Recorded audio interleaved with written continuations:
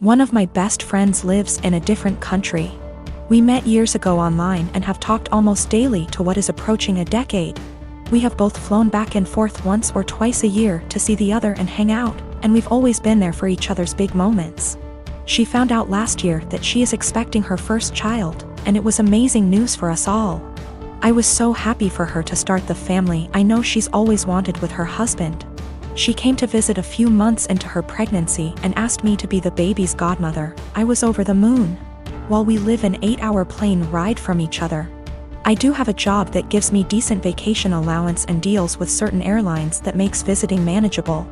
I knew that I could be there for her, and told her that whenever she was ready for someone outside of the family to be there, I would make the trip. Last month, she had her baby shower. And I only found out when I saw on Instagram a mutual friend who lives in the same city as me, had surprised her at the shower. I hadn't been invited.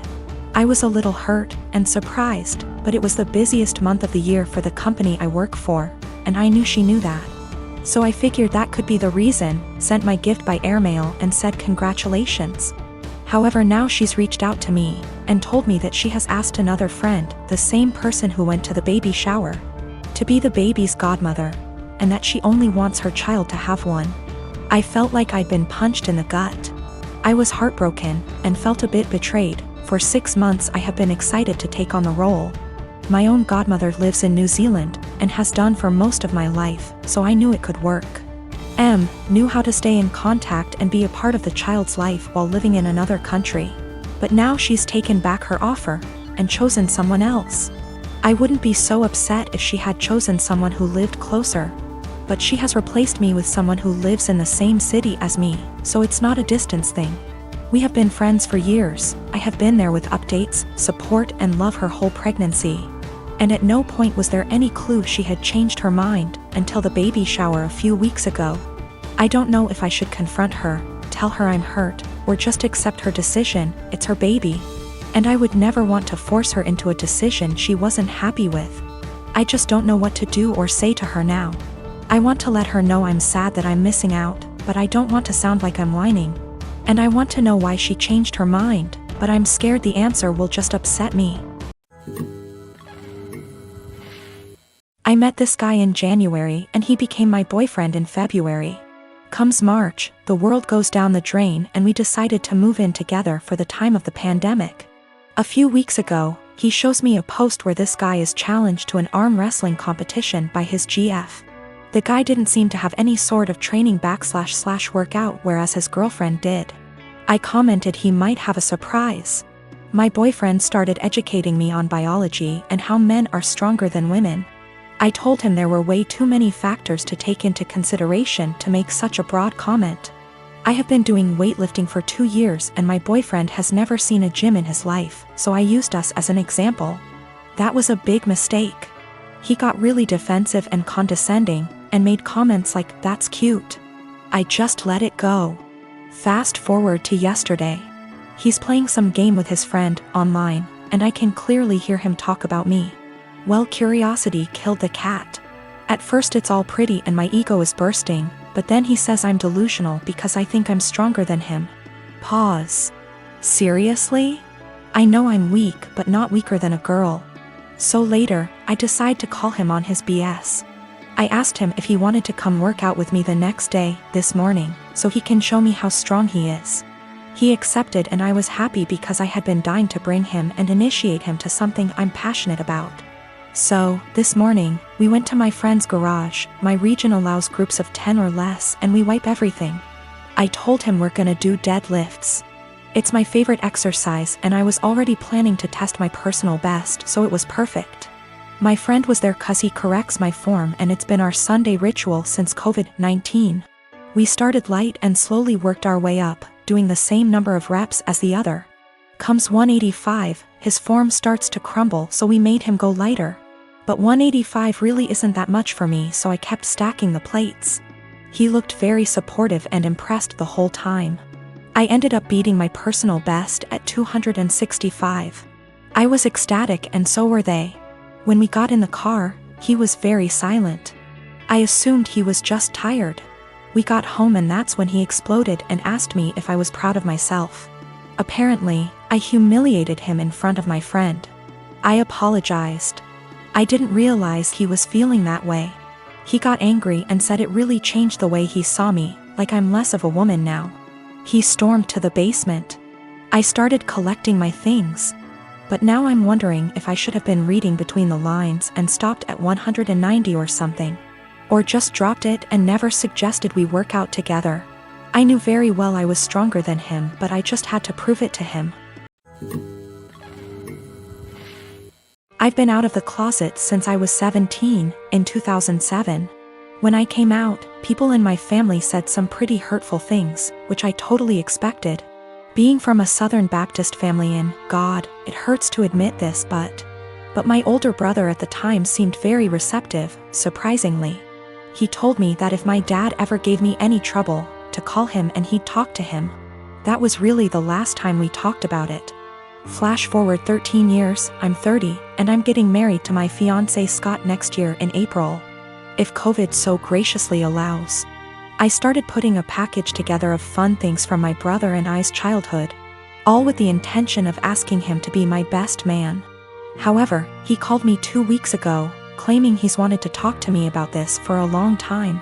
He went into the long tangent about how being gay is wrong and isn't what God wants. He said he thinks Scott is a nice guy and he loves me, but he doesn't think it's right that we're getting married. It was quite a shock, as Scott and I have stayed with him multiple times when we visit my hometown. To top it off, and what hurts perhaps the most, he said my 3-year-old niece, whom we adore, won't be coming to the wedding because he didn't want to have to explain to her what was going on here. Notice he only said that she wasn't coming to the wedding.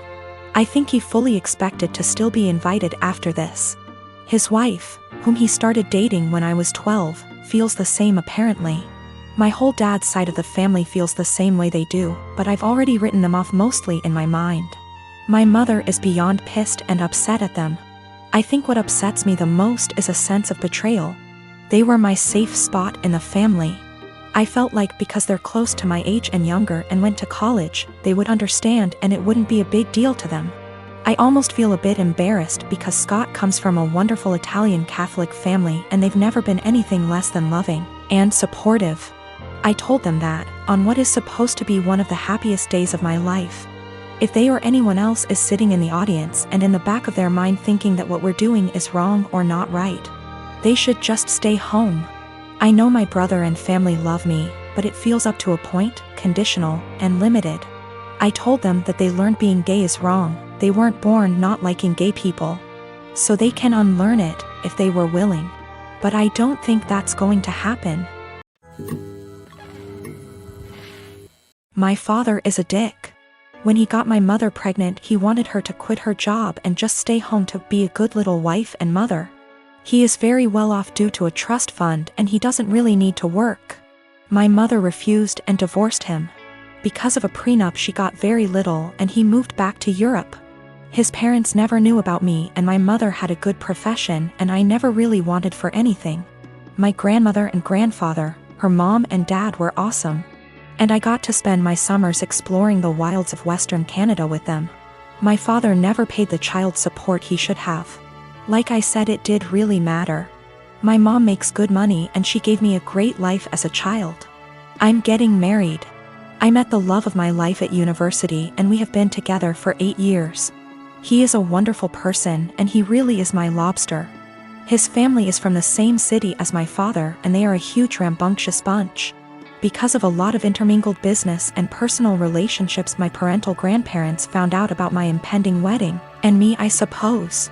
They have been in contact and want to come to Canada to meet me and my fiancé, who I guess is a grandson of an acquaintance of theirs. Small world. When they found out that my father had basically abandoned me to fend for myself in this world, this is honestly how they see it. They were pissed to say the least. It is very funny because we are decidedly upper middle class here. So long story short, they had their lawyer calculate the amount of child support my father should have paid with interest, and the cost of my post-secondary education. They then gave my this as a gift. What I didn't know was that it came out of my father's yearly draw on his trust fund. He is furious because it is obviously a sizable amount and it will very much affect his finances for at least the next 2 years. He may need to, gasp, get a job. He has been contacting me and telling me that his current wife and children will be negatively affected if I don't give him back this money. I don't really need it.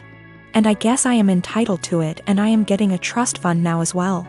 But I really want to pay off any debt my mother may have and make sure that when she retires she can do whatever suits her fancy. I'm not giving it back. My half-siblings will not really be affected. They have trust funds set up already and their tuitions and fees and stuff are covered. My grandparents' family sets these up when BA kid is born. One of the reasons my father is upset is because since he didn't bother to tell his parents about me, they did not set this up. They have since taken a good chunk of his trust fund and used it to set mine up. Realistically, the principal being separated 28 years ago would have left him in the exact same position. My mom was working on getting her PhD so she could help kids with a certain condition. That is what he wanted her to walk away from. My grandparents have sent me pictures of my family there. The coolest thing is that my grandfather looks like the granddad from The Parent Trap. My mom never remarried, but she has had a special friend since I was 5. He is amazing and taught me to swear in Colombian Spanish. I had lunch with my mom. Apparently she has no debt. Like at all. I guess she did literally write the book about the treatment for the kids she works with. She does okay for herself. I never really thought about it. We decided that what would be best is to set up a scholarship for people who want to go into her field of study. Since I am now a trustafarian, I can afford to do this. I am however going to book her and her friend a trip for after my wedding. And I am going to go pay off my car. My half-brother has posted about this. He has a slightly different viewpoint than myself. He is not in any way coming after myself or my mother. He is a young man who is disillusioned with his father.